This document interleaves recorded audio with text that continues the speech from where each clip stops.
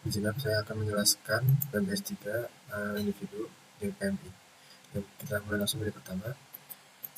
Di sini kita buat tidak objek plan. Ya. Mungkin di sini saya akan kasih warna hijau.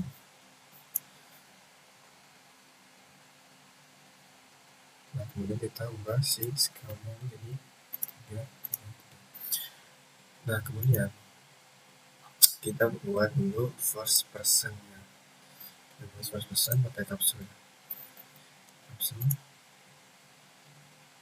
Sudah tidak boleh di scale karena di sini juga namanya scale itu 111 terus warna. Nah, kita masukkan si kapsul ini biar jadi first person. Kita masukkan. Nah, di sini sudah ada. Lalu kita atur kameranya.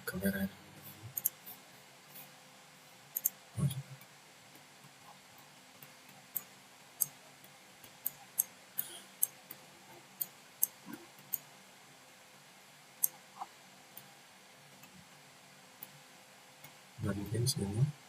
Lalu kita dari kameranya, kita tekan Ctrl Shift F.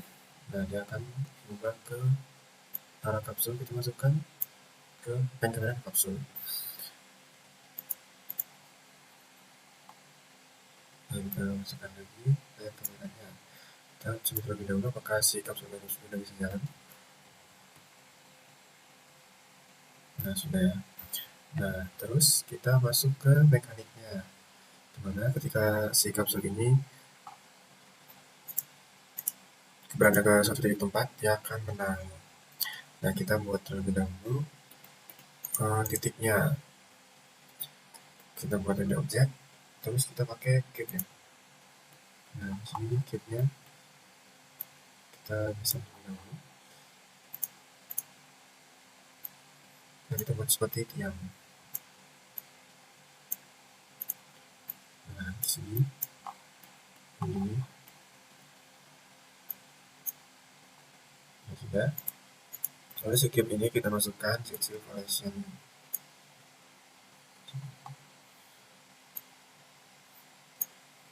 Nah, jika sudah, kita nyalakan trigger-nya.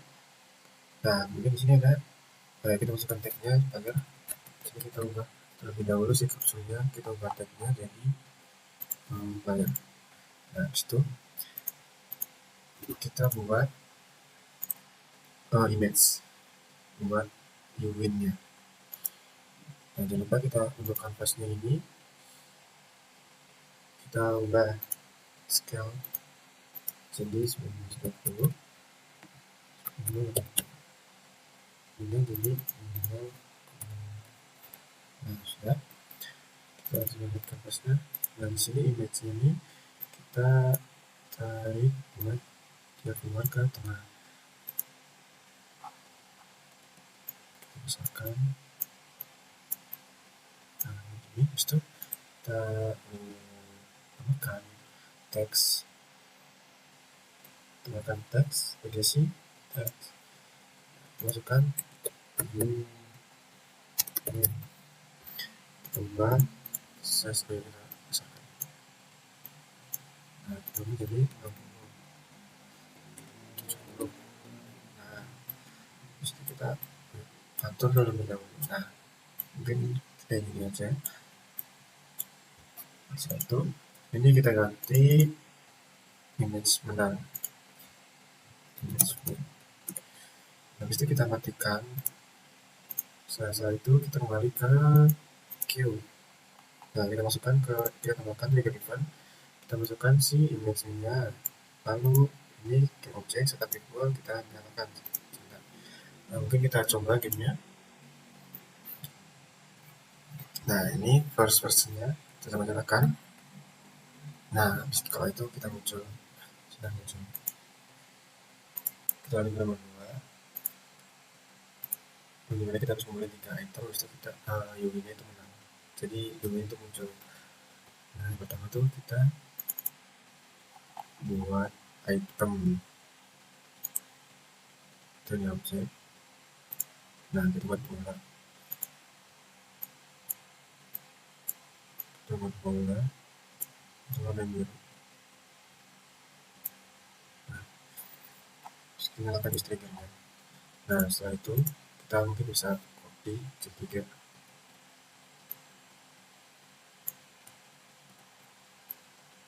Nah, berikutnya kita matikan dulu. Nah, habis itu kita buat canvas buat si text item. Text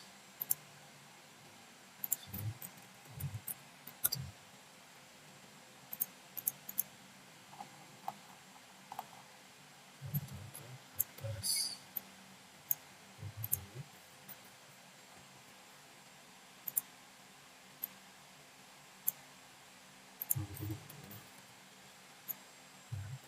Pojok kiri, terus kita pakai di sebelah kiri. Nah, setelah itu kita masukkan kapsul menggunakan Z0 collect to win.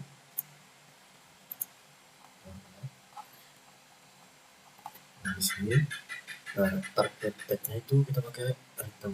Kita mengubah si bolanya tag jadi item.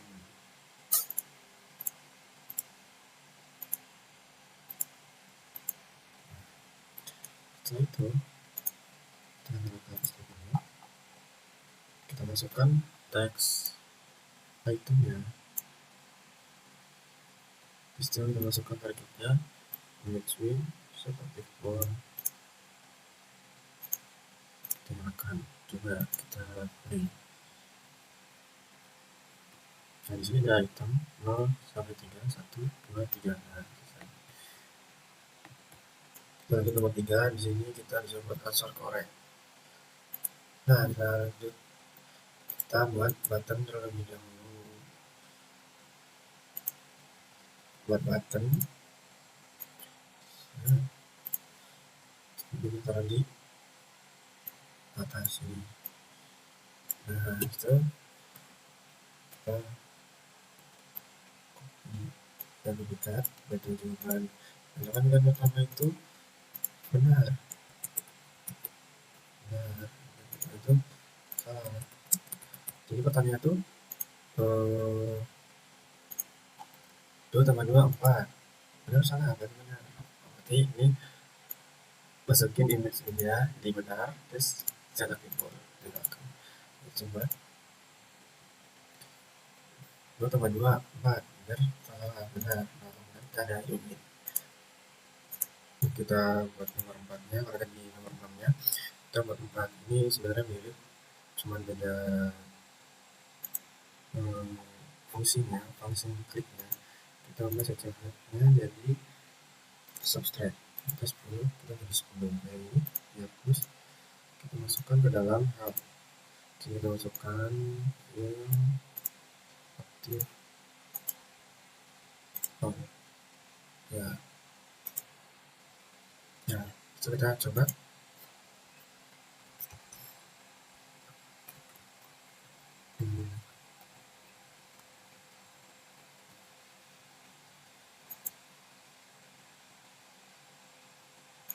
Kita balik ke nomor 6. Coba kita menggunakan timer. Setelah timer habis, maka kita kalah. Jadi kita matikan objek terlebih dahulu. Timer. Kita masukkan scriptnya. Di sini perlu timer text. Kita mungkin pakai teks si ini ya, si teks yang tadi item. Kita mungkin 5 detik aja dengan tambahan. Habis itu timernya kita masukkan si image source set aktif, kita nyalakan. Habis itu biar habis ke arah ini si karakter benar-benar jalan, kita masukkan kapsul, kita langsung switch first person. Habis itu buat enable, terus kita matikan. Ya, kita coba. Nah, di sini ada timernya. Nah, setelah timer habis, kita bisa gerak. Kita lanjut ke nomor 4. Sekarang kita buat panel lulusnya. Nah, yang pertama kita buat kita masukkan dulu, kita buat tempat script. Nah, sini kita butuh slider, kita buat slider terlebih dahulu. Ini slider terlalu besar. Nah, sini kita tarik ke atas. Kita hapus gambarnya. Background kita ubah ini merah. Lalu VRM-nya tunggu warna hijau.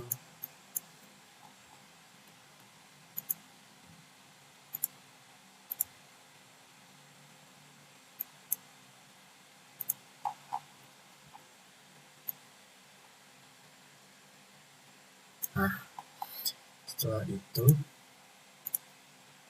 yang satu, nah setelah ini kita masukkan kita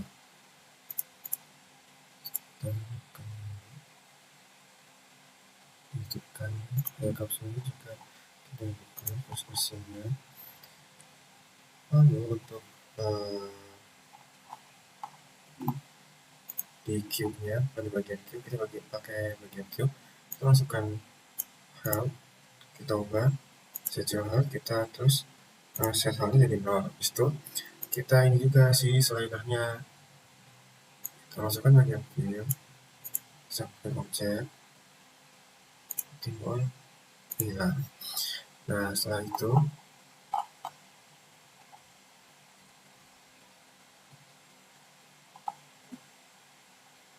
mungkin kita play, apakah bisa?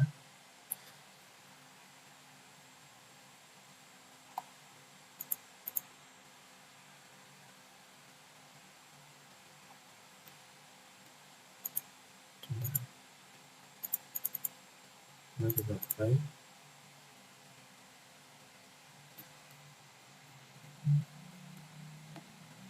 Nah, kita play, coba ke bagian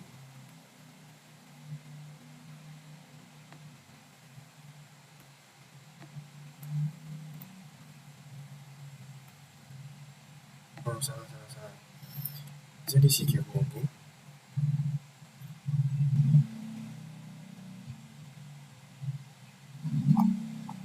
di bagian headnya kita masukin dulu si slidernya. Itu kita masukkan ininya. Kalau ini berarti masuk segala fungsinya objek. Nah, coba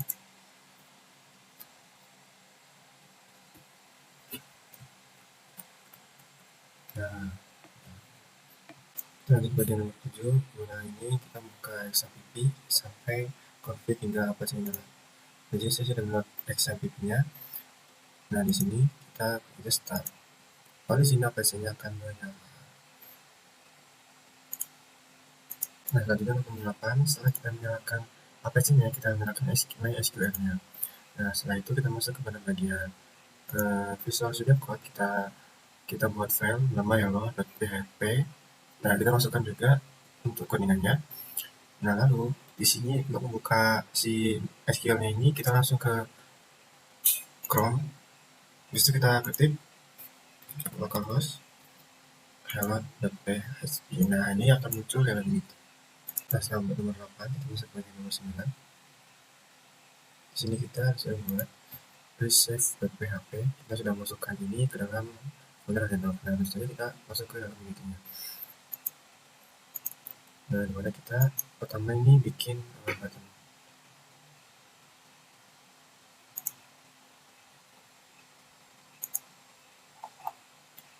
Jadi kita bikin button.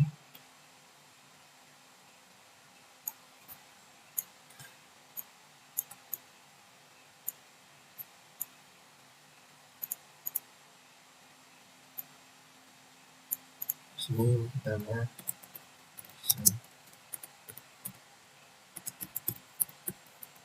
sebelum itu kita buat juga game object untuk naruh script.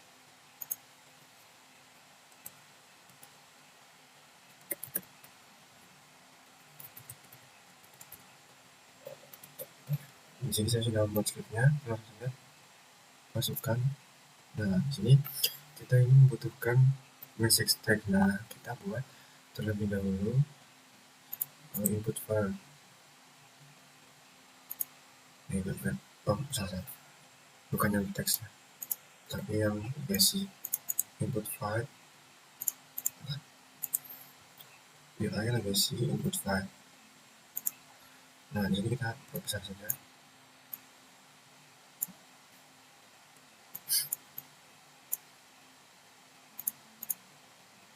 Kita besar teksnya.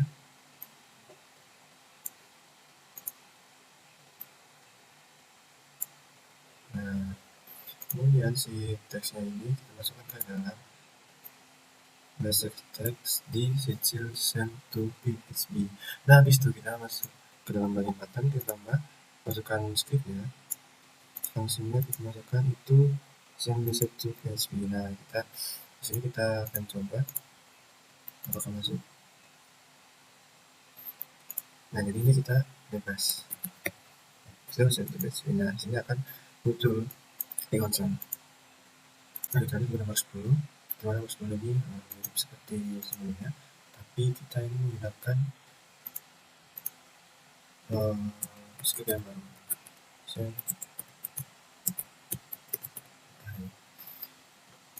Coba di sini kita sudah membuat scriptnya, kita sudah masukkan.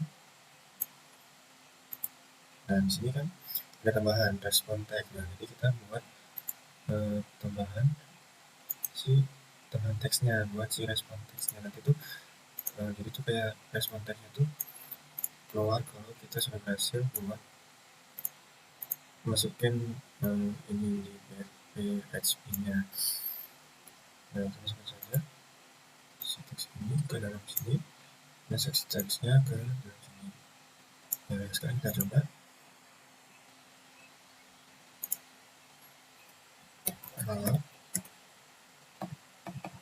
Sebentar. Ini kecilan.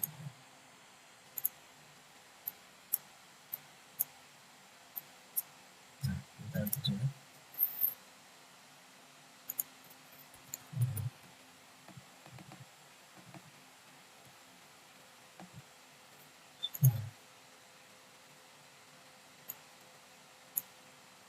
Oh, kita lupa mengganti si buttonnya.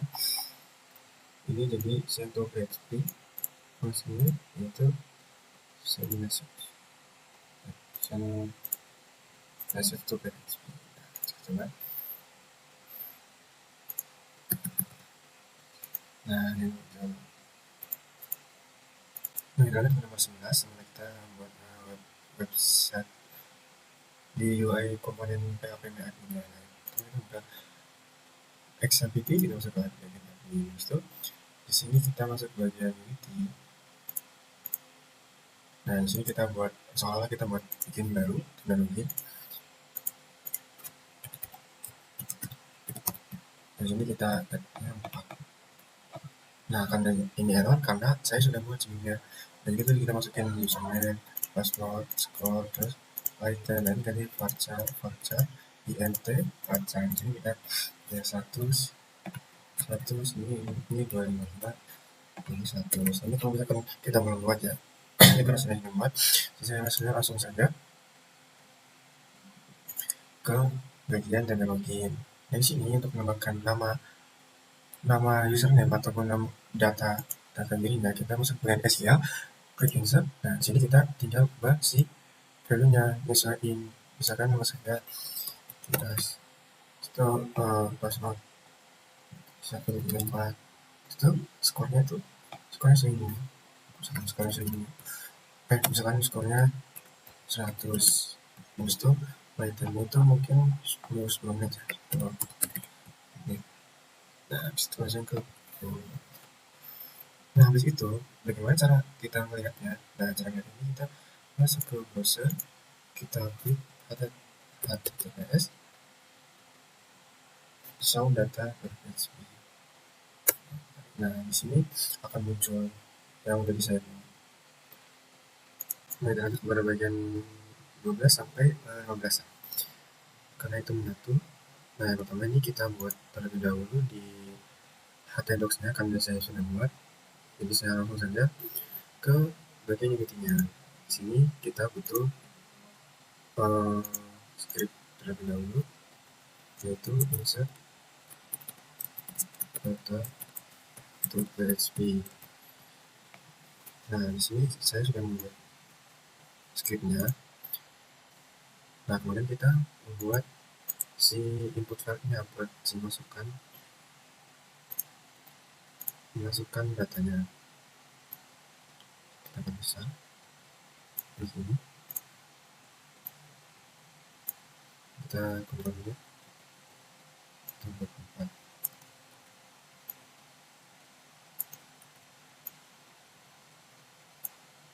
Nah, di sini kita masing-masing ganti si teksnya. Dari sini itu misalnya ini password,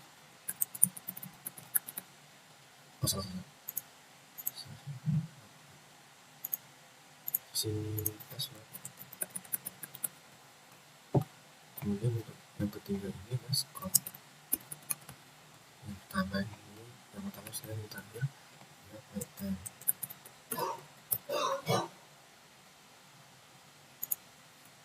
Nah, di sini ini kita masukkan dari yang pertama kita ini jadi Python, kita masukkan password dan kita masukkan ke dalam script manager. Yang pertama ini adalah Python, yang kedua underscore, yang ketiga sini saya password, jadi ini adalah username. Jangan lupa juga kita ubah singkatannya. Di sini jadi session insert to PHP, insert data to PHP. Nah, kita coba namanya kira-kira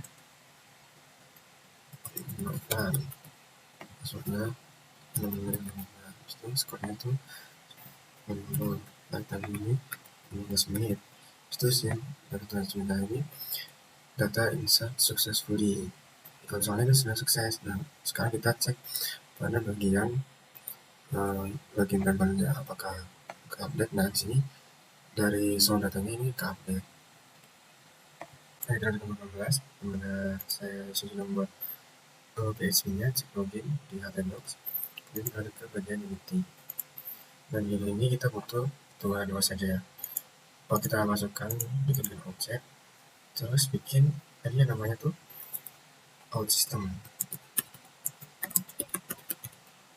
Nah, kita masukkan si out system ini. Dan sini butuh hanya dua input file. Jadi kita hapus. Nah, kita hapus. Dan jadi sisa 2 saja.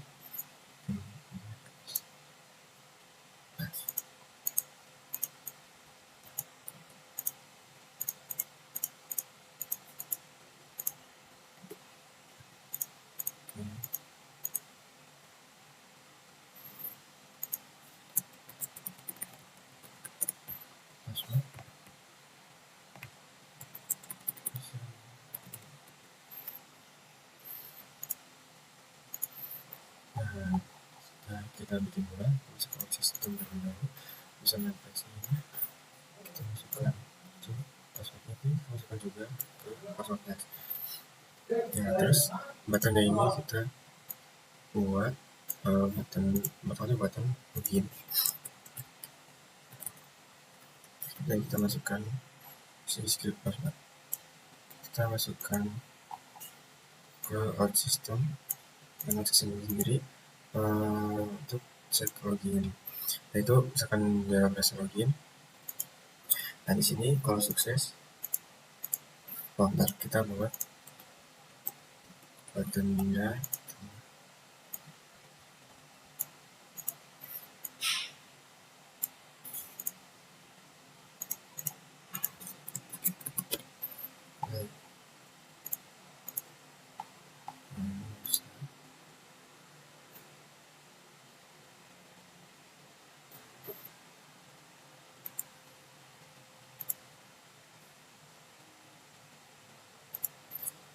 Nah, habis itu kita masukkan ke dalam sini.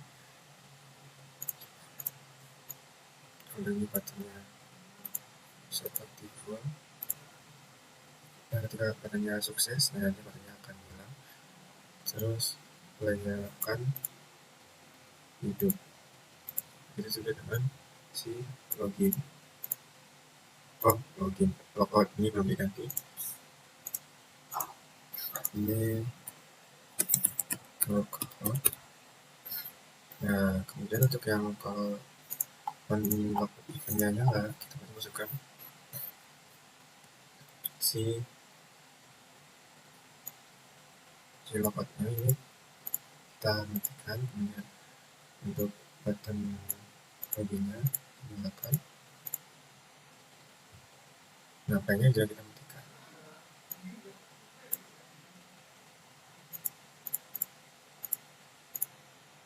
Nah, mungkin bisa kita coba. Nah, di sini kita masukkan nama saya tadi, passwordnya. Bisa kita lagi. Sudah, ini belum dimatikan. Nah, saya ulang. Ini nama saya, passwordnya belum lagi. Nah, ini akan muncul. Sebentar, berarti logoutnya ini belum.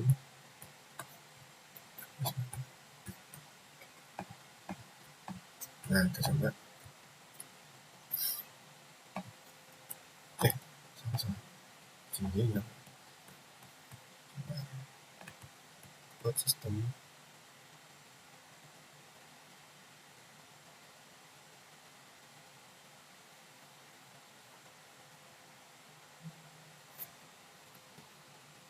Nah.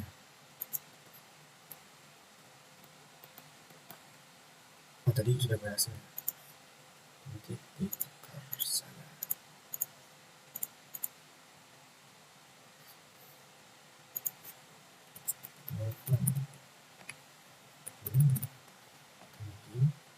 Nah, server respon sukses. Ini seharusnya dari awal tuh kita keluar sama logout karena mungkin ini ada kesalahan, jadi mungkin seperti itu. Jadi saya akan nomor 17, masih saya akan jelaskan SUS atau System Usability Scale. Nah, di sini si SUS ini tuh memiliki struktur dengan pertanyaan yang unik, dan itu si SUS ini memiliki 10 pertanyaan tetap, di mana dia menggunakan skala dari 0 sampai ke 4. Nah, skala itu sangat tidak, dan 4 itu sangat setuju.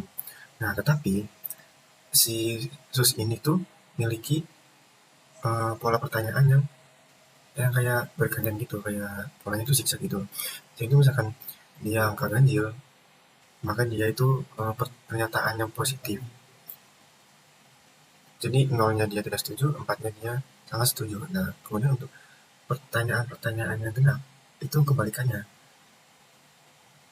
Jadi itu pernyataan negatif.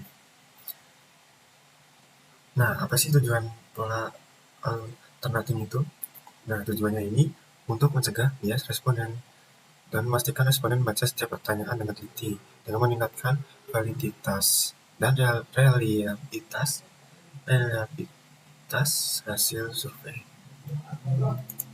Dan di sini saya akan menjelaskan untuk bagian tabel SUS-nya, mana tabel SUS ini terdiri dari tiga judulnya. Yang pertama head, yang pertama adalah raw data asli, dan yang kedua itu subscribe, ini tuh data olahan, dan yang ketiga itu ada kalkulasi datanya. Nah, jadi si cara bacanya ini data asli dari pertanyaan nomor 1 atau pertanyaan ganjil, dari skor yang didapatkan ini akan diolah dikurangi 1. Jadi si raw datanya itu 4, maka di subs jadi 3, karena 4 dikurangi 1 jadi 3. Nah, kemudian untuk kayak pertanyaan genap itu, misal nih nomor 4 pertanyaan genap kan. Nah, untuk pertanyaan genap ini di rumus ini kita 5.